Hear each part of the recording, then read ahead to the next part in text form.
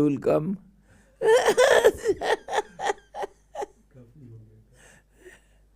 अरे आपको कोई तकलीफ तो नहीं? ठंड ठंड रजाई दे दूं? अच्छा अच्छा।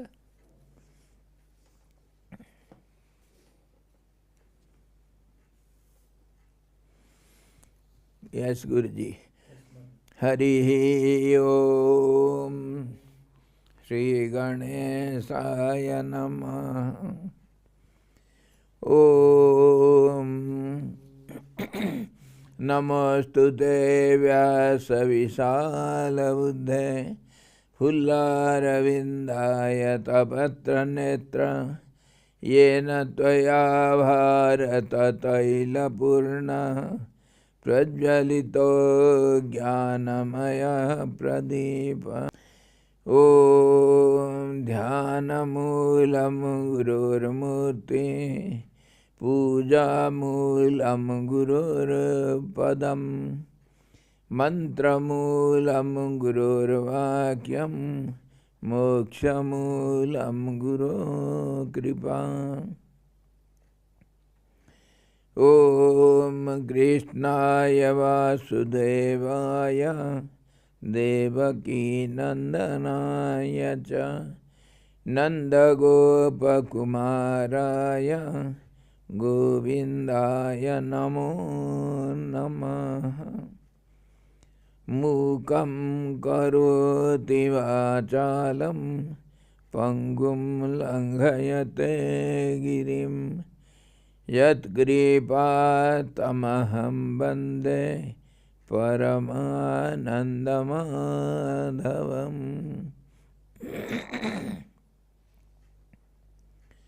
सद्गुरु भगवान की जय। सच्चिदानंद भगवान की जय। कृष्ण भगवान की जय। गीता महारानी की जय।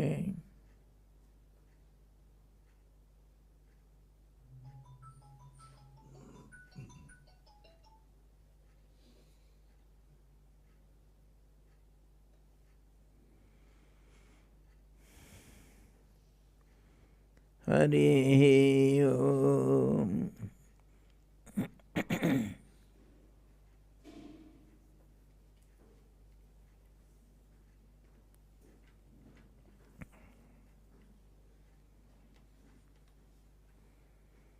Shrimad Bhagavad Gita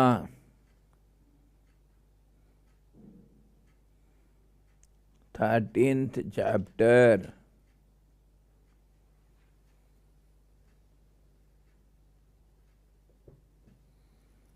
11th sloka. Lord Krishna is answering the question of Arjuna. What is that real knowledge? What is that knowledge? So to explain that, Lord Krishna gave the description in brief.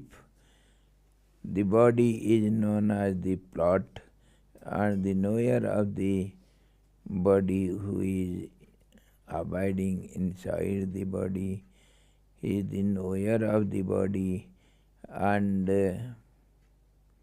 how it is to be known. The aspirant has to qualify all the qualities, divine qualities he must cultivate, and all those divine qualities we have already discussed. And once reaching that end of all the struggles, one experiences that state of the absolute that is called the real knowledge, where there is no effort. It is effortless, but the end of all efforts. So all these good qualities, divine qualities we have discussed. In the end he says, asakti ranabhisvanga putradara grihadisu, ninth sloka. Nityam ja samachittatam ishtaništupapattisu. A steady mind who has got no attachment for the kith and kin, his house or worldly affairs, and always in a balanced state of mind and not being disturbed by good and bad situations, or who is ever steady, he attains that absolute oneness, and then Maija Ananya Yogena Bhaktira Vyabhicharini Vivikta Desa Sevitvam Aratir Jana Sansadi. In the 10th sloka we yesterday discussed unswerving devotion unto me by the yoga of non-separation, oneness, non-separation, and resort to solitary places, and distaste, dislike for the society of men, gathering of men to contact people. One who has no contact with such worldly affairs or worldly people, and who is always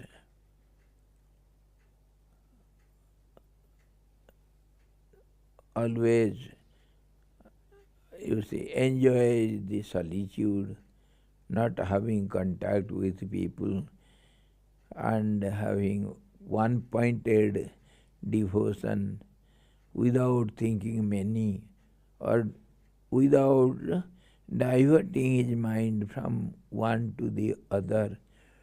In this way, one-pointed devotion, he attains the absolute oneness. Adhyatma jnana nityatvam tattva jnanartha darshanam etad jnanam iti proktam ajnanam jatatonyatha. This also we discussed yesterday. And when he is steadily, confirmly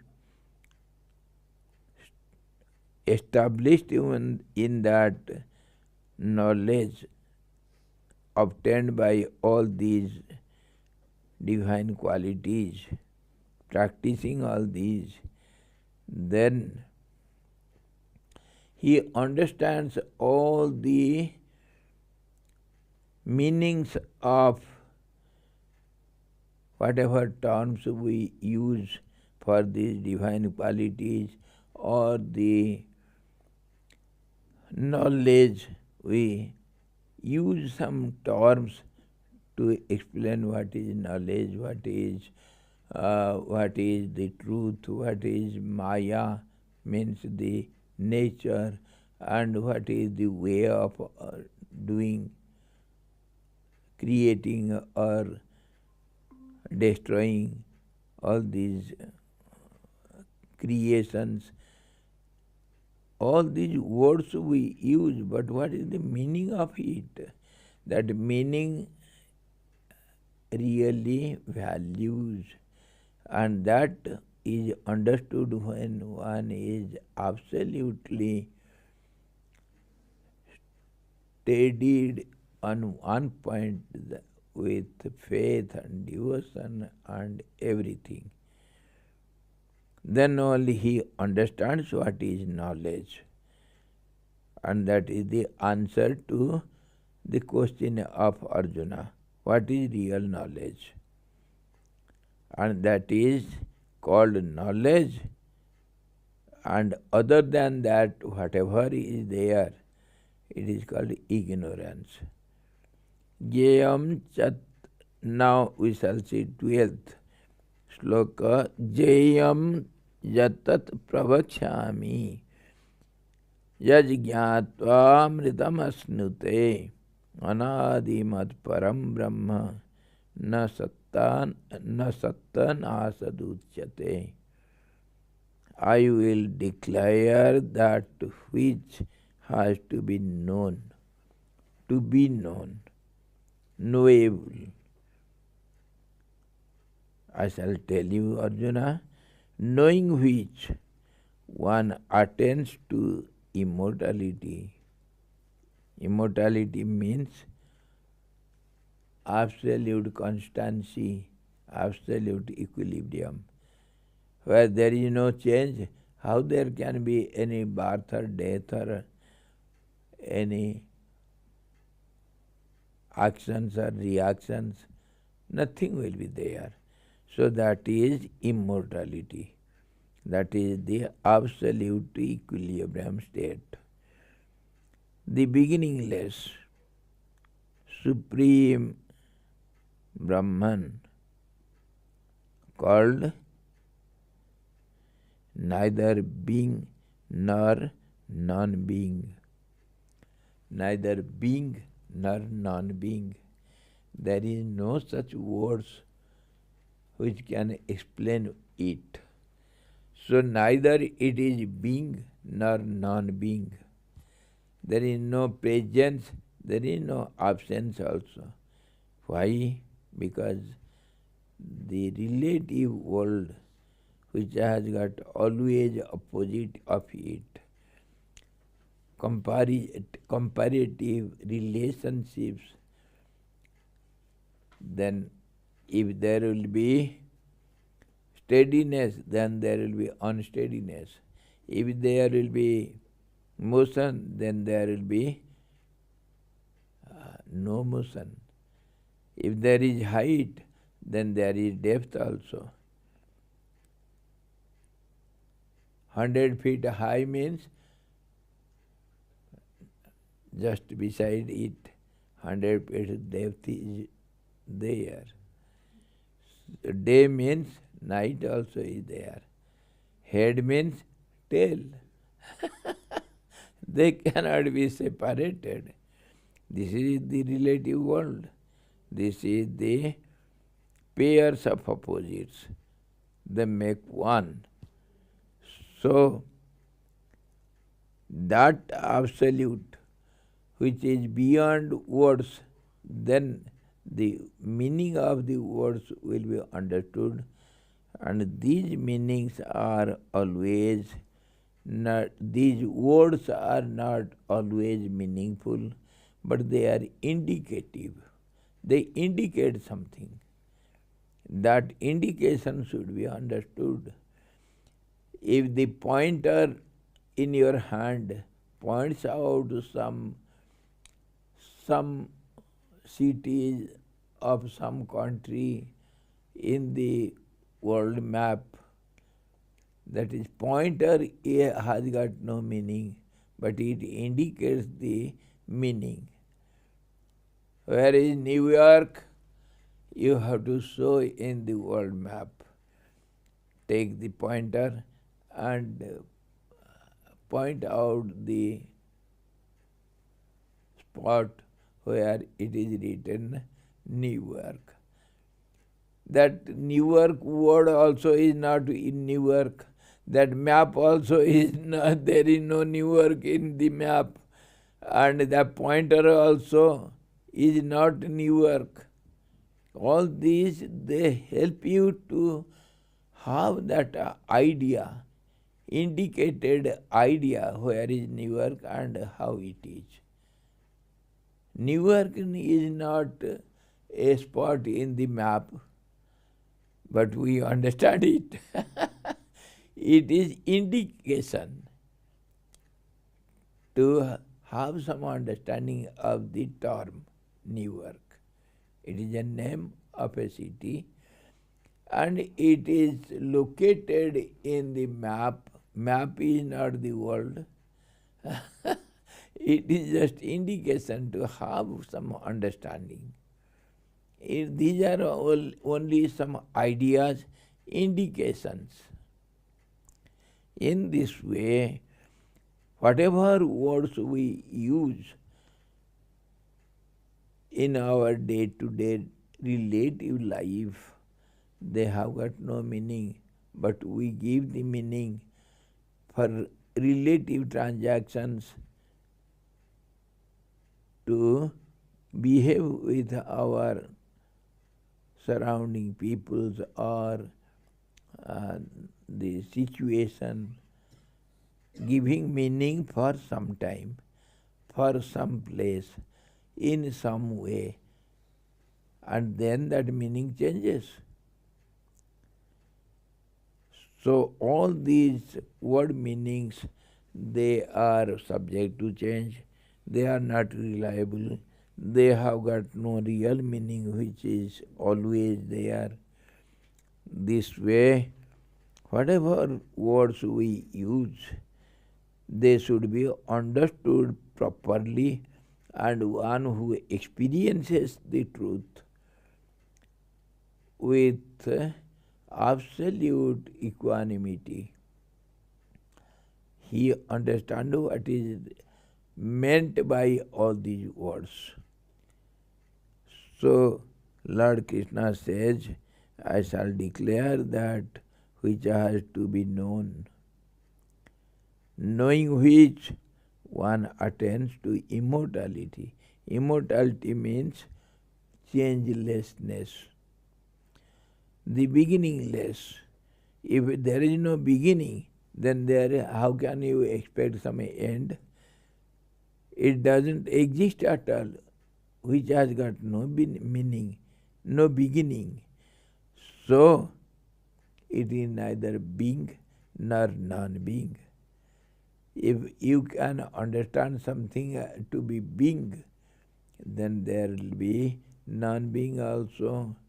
If you have presence, then it is compared with the absence which is not there. That's how it is understood as presence. We always contemplate over the meaning of absence.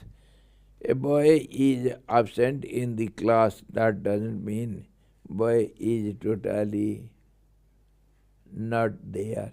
He is not absent, he is absent in the class.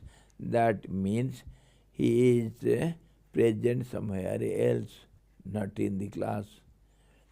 Presence is not found in the class means it is not that presence can be deleted. No. But that belongs to that absence is related with the time, place and conditions. Then only we understand what is absence. Presence cannot be denied. The boy is somewhere, but not found in the class. Similarly, that means his presence is hidden. That presence is hidden means that is called ignorance. Absence is ignorance. And absence is not steady, not constant. It changes. What happens if you don't see the boy in the class? What happens to the parents? He had come from home for the school and he should be present in the class. He is not there. Then can the parents be silent? Can they be without searching him? They will go on searching for his presence. But presence is not known.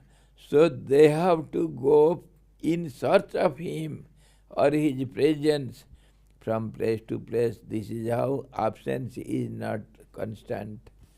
You have to go on searching for the boy in the playground, in the riverside, in the hospital, in the uh, uh, in the group of naughty boys, somewhere you have to find out. Or he must have taken some cycle and going for learning cycle, or he has gone to some restaurant, something somewhere, till his presence is not found, one becomes restless. This is how.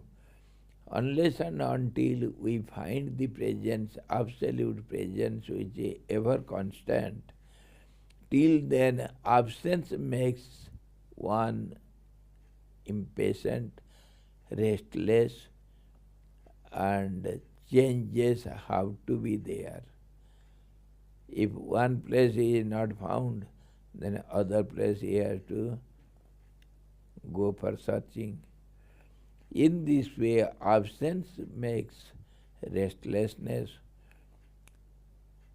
and creates troubles, problems, miseries. The parents will be thinking something, where has he gone? And negative thoughts always come in between. Has he not met any accident? Huh? What happened to my boy? Why he is not found till now? In this way, absence or ignorance creates miseries, problems, and all sorts of restlessness. And once the presence is found, all the problems are over. That is what in other ways Lord Krishna declares, Jayam yatat pravakshami, I shall declare to you what is knowable, what ought to be known. Yad jnatva amritam asnute, knowing which restlessness or birth and death or all these sorts of changes will end forever. Anadim mat param brahma na sattat na satta na asaduchyate. Neither it is truth nor it is untruth. It is beyond words or word meanings. Swamiji, can we also say that the association with change will end? The association with change. Association also is a changeable process. Association is not always constant.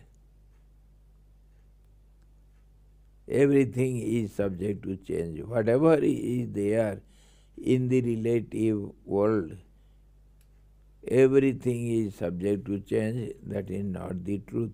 That's why Lord said, other than the truth is known as untruth. No, I mean considering that there is a changing element and an unchanging part. Unchanging is the truth that is to be known, and changing is not to be known, that is ignorance.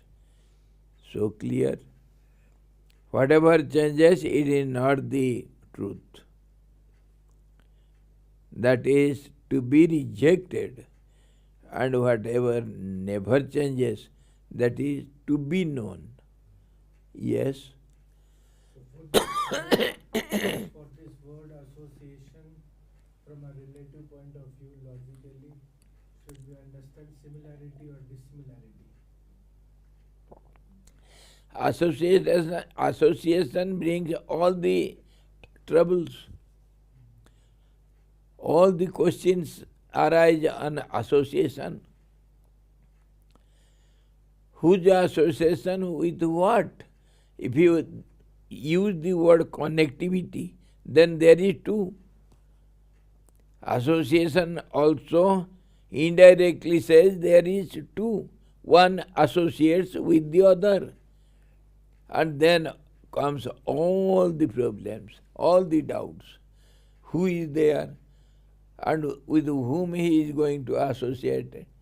And at what time, in what place, for what, from what, for how long, what is the purpose, what is the means of association, what is the purpose of it, all these questions. So naturally restlessness. Association is relative word, comparative word. Sometimes in common grammar we use positive and comparative and superlative degrees, different degrees. But in philosophy grammar, there is no word which is positive. Everything is comparative degree. There is no positive degree in philosophy grammar. Every word is a comparative degree. And every word is a dual or plural. There is no singular number in our philosophy grammar. All the words are plural only. One in many, many in one. One means many. Coin means, is it singular or plural? Come on. Coin means it is grammatically it is a singular number. Plural means coins. But philosophically, coin has got two sides, head and tail. How can it be singular? Can you separate them from each other? Without head and tail, can you know what is coin? So coin is a dual number or plural number. It is not singular number. This is how philosophy has got no singularity in grammar, in words. And no, there is no positive degree, there is always comparative degree or superlative. Philosophic grammar is totally different, opposite to literature grammar. Then only you can understand something.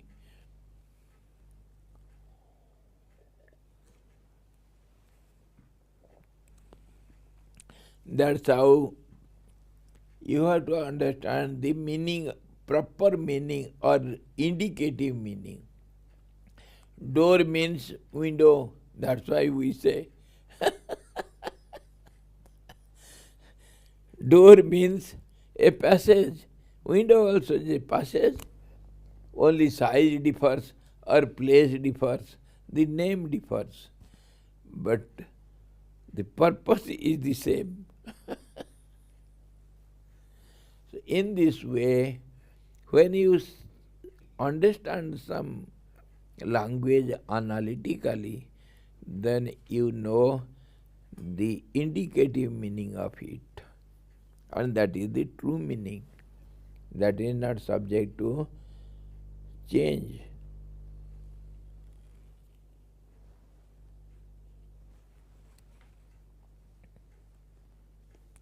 Window also and door also means gate.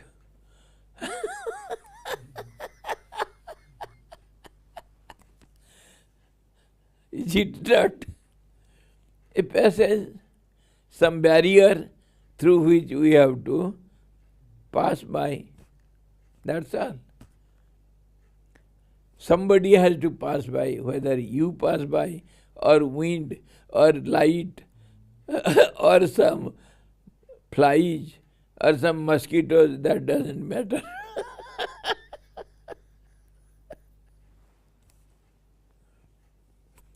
So Swamiji, as long as using language, we are in the field of duality. Yes, exactly. So, But when we are in silence, we are in the field of singularity. yes, now you have come to the point. Silence is the real language, and words or sounds, they are not the language, they are indicative. They are how the language is built up. Body language is before the verbal language. First of all, your expressions are expressed by the body, senses, and then only we create some sound, and that sound is related with the object that somebody relates, and some followers, they accept that, then it becomes a language. The same aqua becomes water, toya, pani, jal, what not. But the object is same. Language changes, and that language is built up in this way in the course of time, and so many languages over the world. There will be thousands of languages. Thousands, not one. Which language is right and which is wrong? It is a type of expression through some sounds. That's all. So it is not reliable, but it indicates something. And all the words, all the sound indicates only one truth. Whatever is there in the periphery, in the circle, they are centered on one point only. They mean only one thing.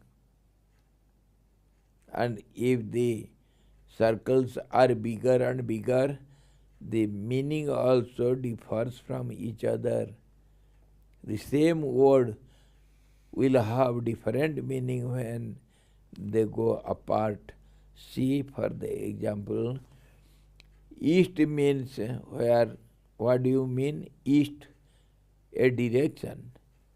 Which direction? There are thousands of directions. 360 into 360 into 360 to the power 360 to the power infinity. There are so many directions. Which direction is called east and what is west? Generally we mean where sun rises, that is east. Does sun rise or does it set? Does it rise in one place, in one direction? India is east to Japan, west to Japan, east to Europe. So what is right? India is an eastern country or western country? This is how the word meaning changes according to time, place, conditions, situations. How can you rely upon it? For some time it is usable. We use the language. Language is conditional. Truth is non-conditional. The meaning is non-conditional. So this is how that meaning, unchangeable meaning, should be known or to be known, that is knowable. Knowing which nothing remains to be known anymore. That is called knowledge. Other than that is ignorance. This is the last decisive answer, declaration in brief, in one sentence. That is what Lord Krishna declares to Arjuna. The Lord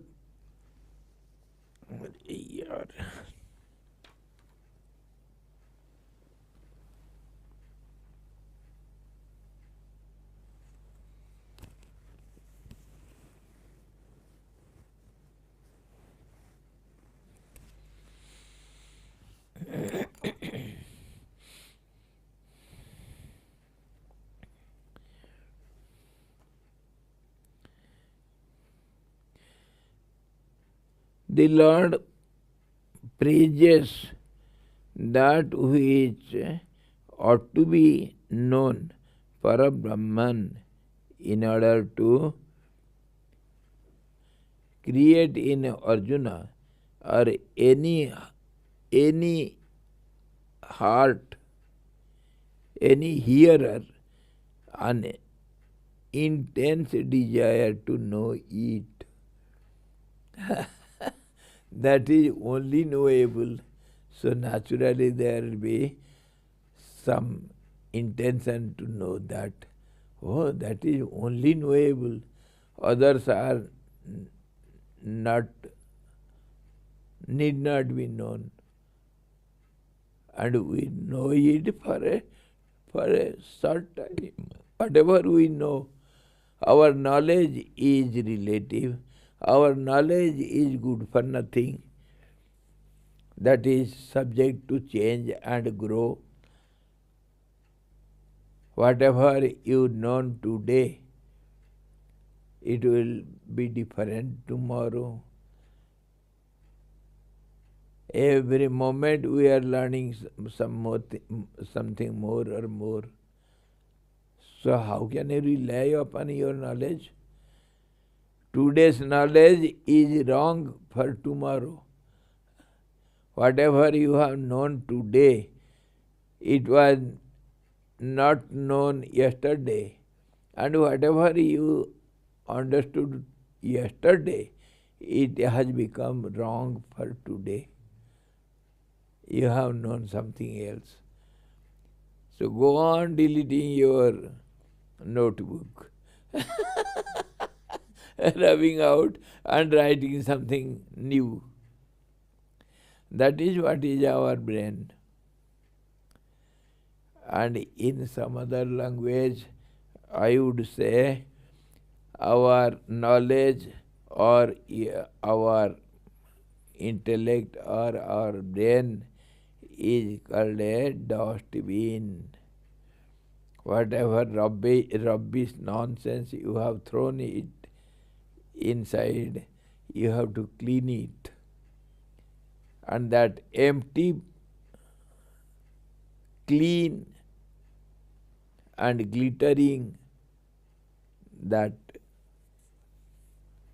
pot is no more dustbin now.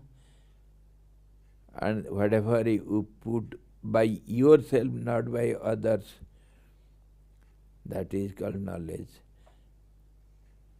And others are rubbish, nonsense, garbage. Whatever we know from others only. Nothing is known by ourselves. Will you differ from this decision? Can you? Since childhood, a child is always collecting information from others. He asks and gets some answer from others. And this is how we have learned something from others in the schools, in colleges, in our society, in our family, everywhere. And it is not the truth. And being proud of our knowledge and certificates is foolishness. Foolishness. One who knows he is the greatest fool. He is real, he understands something. He understands something. The story, shall I tell? There was a great pope in Europe sometime long ago. It is a real incident. People were mad after him. He was such a knowledgeable person, and people, so many followers, and he was very famous in Europe. And always he was contemplative and always meditative. And once he declared, "My dear ones, I have to go to jungle for serious penance for a time." So he went and spent 12 years in solitude, having no contact with anyone. After 12 years, he understood the truth and he comes back, and all the people, all the followers, they were so glad our Guruji has come now with the real knowledge. He has found out the truth. Let us hear. A big meeting was called. All the thousands of people gathered, and everybody was anxious to know, to hear their dearest Guru, Pope. Everybody requested him, "Please share your knowledge with us. We are eagerly waiting for it." So he agreed, "Yes, that is what I want also. I want to share my knowledge with all of you. That is what I got in this solitude." And he stood on the pandal, and with one sentence he finished his lecture. He declared loudly, "Before I went to solitude, I had the understanding that I am a man of knowledge. Now after this serious, severe penance, I came to know the truth that I am the greatest fool under the sun. There will not be any greater fool than myself. This is the truth. This is what I have found out." So, this is the real little knowledge. Little knowledge. When it is established in you, then how can you talk? You are bound to enter into silence. Whatever you speak, you know it is false. It is only non-truth. How can you speak? How can you dare to speak all these lies?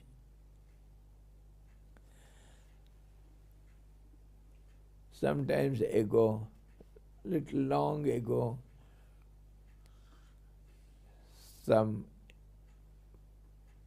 somebody asked me, "Swamiji, you are a Swamiji. Do you agree?" I said, "Yes, somewhat I can agree. I am a Swamiji." People say me like that. So we expect you should speak the truth.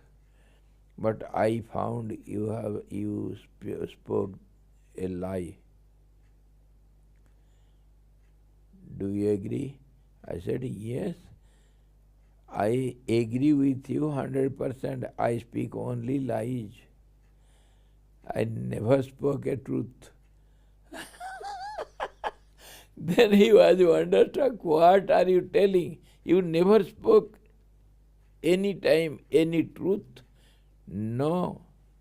How it is, and you claim to be a Swamiji? I said, my father spoke lies. My mother spoke lies only. My friends, my brother, my sister, my friends, my society, my family members, everybody speak only lies. I am born in lies and I am brought up in the lies. And how can I don't know what is truth.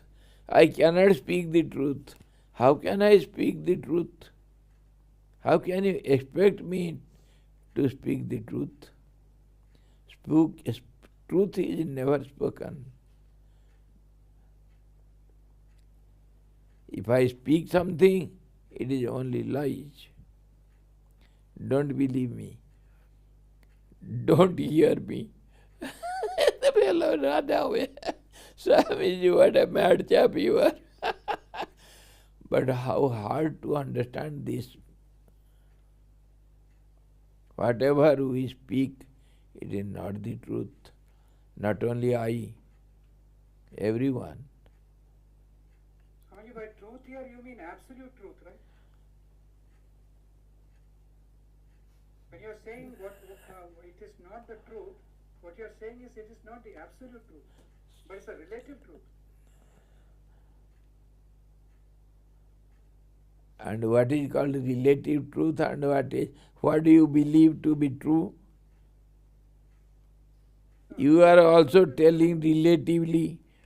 One is absolute and another is relative. Then what is truth? The absolute truth cannot be spoken as absolute truth. Whatever you are speaking, only relative. Relativity is not to be relied upon. That is not the truth. How can you say truth? It is changing truth. Whatever changes, can you tell it truth? Now I am a Swamiji, and next moment I am a speaker.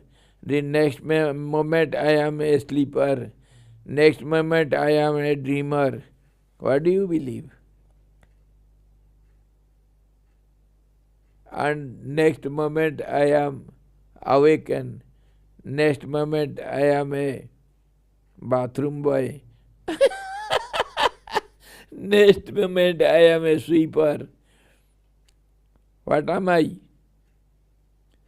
This faith, this reliance is totally wrong. We cannot believe anything in this world. No words, no lecture, no hearer, no, whatever is spoken is only untruth. Whatever is heard is untruth. Silence is the truth. Who can keep quiet? Yes. So tomorrow we shall see further again. Whole life we have to struggle to know the truth. Even though Lord Krishna comes himself and declares the truth, neither Arjuna nor we, nobody will understand it. You have to struggle knowing the truth by telling the lies. Yes, of course. Lies, of course, all these untruth, they help us to reach that. And some of these lies, they help us. And some other, they put in danger also. So we have to be always careful. So tomorrow we shall see. Silence is the biggest truth. Huh? Silence is the truth. Silence is the truth. Hari Om Purnamadaha Purnamidam Purnad Purnamudachyate Purnasya Purnamadaya पूर्णमेवावशिष्यते। ओम शांति शांति शांति। सद्गुरु भगवान की जय। सच्चिदानंद भगवान की जय। कृष्ण भगवान की जय। गीता माता की जय। हरि ओम।